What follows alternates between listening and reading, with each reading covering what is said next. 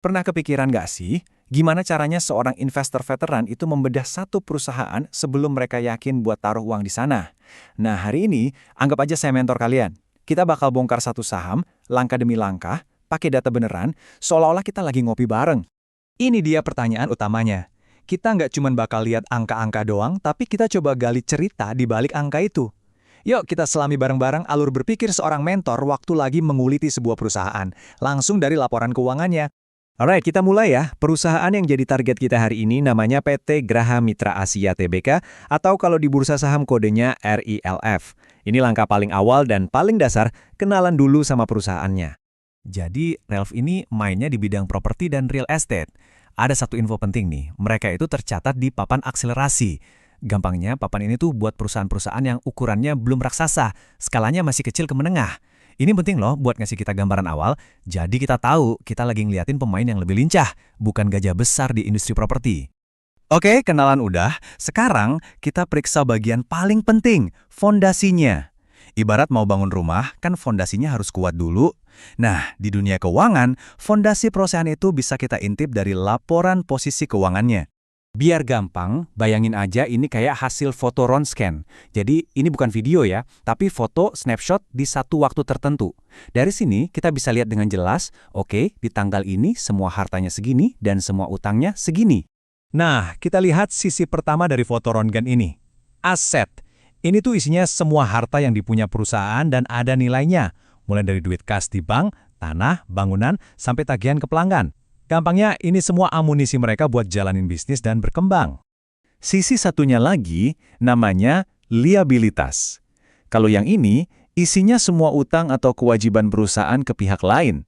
Bisa utang ke bank, utang ke supplier, atau uang muka dari customer. Pokoknya, ini semua yang harus mereka bayar. Oke, sekarang bagian serunya. Kita adu nih angkanya buat tahun 2025. Di satu sisi, total asetnya gede banget, 287,6 miliar rupiah. Di sisi lain, total utangnya cuma 42,9 miliar. Wah, kelihatan kan jomplang banget perbedaannya. Ini dia poin utamanya. Asetnya hampir 7 kali lipat lebih besar dari utangnya. Artinya apa? Artinya secara fundamental perusahaan ini sehat banget. Fondasinya kokoh. Mereka nggak pusing mikirin utang yang numpuk. Buat investor, ini sinyal positif pertama yang kuat banget. Centang hijau pertama. Fondasi udah oke, kuat. Pertanyaan berikutnya, mesinnya gimana? Nyala nggak?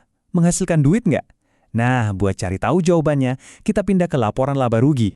Kalau tadi itu foto rongsen, yang ini tuh kayak rapor tahunan. Laporan ini cerita soal kinerja perusahaan selama setahun penuh.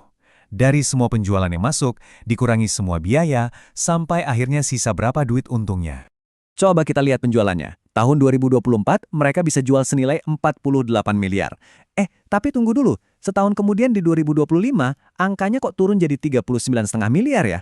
Nah, sebagai investor, kalau lihat penurunan begini, lampu kuning kita harus langsung nyala. Ada apa gerangan? Penjualan turun, ya jelas laba kotornya juga ikutan keseret turun. Laba kotor ini kan sisa duit setelah dikurangi modal barang yang dijual. Angkanya juga turun dari 21 miliar jadi 19,6 miliar. Ini bisa jadi pertanda ada tantangan di pasar atau di operasional mereka. Tapi, nah ini tapinya nih. Setelah semua biaya-biaya lain dipotong, biaya kantor, biaya marketing, dan lain-lain, ujung-ujungnya gimana? Ternyata, RILF masih berhasil cetak laba bersih sebesar 8,55 miliar rupiah di tahun 2025. Jadi, kesimpulannya, meskipun kinerjanya lagi turun, mesin perusahaan ini ternyata masih bisa menghasilkan keuntungan. Sekarang, kita sampai di bagian yang sering dibilang paling jujur, yaitu laporan arus kas. Fondasi udah kita cek, kokoh, mesinnya juga masih untung. Tapi, gimana sama aliran darahnya? Duit cashnya beneran ngalir sehat nggak sih? Tolong diingat baik-baik ya, ini penting banget. Laba yang ada di kertas itu beda sama duit cash yang beneran ada di rekening bank. Nah, laporan inilah yang nunjukin realitas kas yang sesungguhnya. Seorang mentor pasti akan periksa bagian ini dengan super teliti. Gampangnya, laporan ini dibagi jadi 3 aktivitas. Pertama, operasi. Ini nunjukin kas dari bisnis utamanya, sehat atau enggak. Kedua, investasi. Ini nunjukin perusahaan lagi banyak belanja aset atau malah jualan aset. Ketiga, pendanaan. Ini soal aliran kas dari dan ke investor atau bank. Nah, di sini analisisnya jadi makin seru. Kita bisa tahu duit investasinya lari kemana. Dari catatan laporan keuangannya, kita lihat kalau uang perusahaan itu banyak dipakai buat bangun proyek properti beneran, kayak Greenland Kemang dan Greenland Forest Hill. Artinya apa? Duitnya nggak hilang, tapi diubah jadi aset yang nantinya bisa menghasilkan pendapatan. Dan inilah angka akhirnya.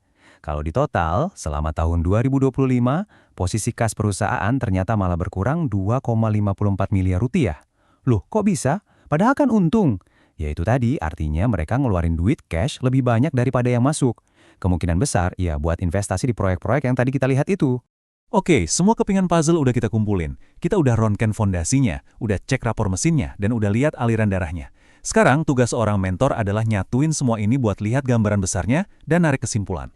Jadi, ini dia rapor singkatnya. Poin plusnya, RELF punya fondasi yang sangat kuat dan mesinnya masih profit. Poin minusnya atau lampu kuningnya ada penurunan penjualan dan laba, plus posisi kasnya juga lagi berkurang.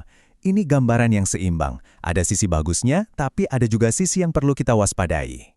Nah, sekarang bolanya saya lempar ke kalian. Dengan semua data ini di depan mata, kira-kira langkah kalian selanjutnya apa? Apa penurunan penjualan ini cuma sementara? Apa fondasi yang super kuat itu udah cukup jadi alasan buat beli? Langkah terakhir seorang investor sejati adalah membandingkan semua temuan ini dengan harganya di pasar. Dengan laba 8,5 miliar, harga sahamnya sekarang itu wajar, murah, atau kemahalan? Pertanyaan inilah yang memisahkan antara sekedar pengamat dan investor yang cerdas.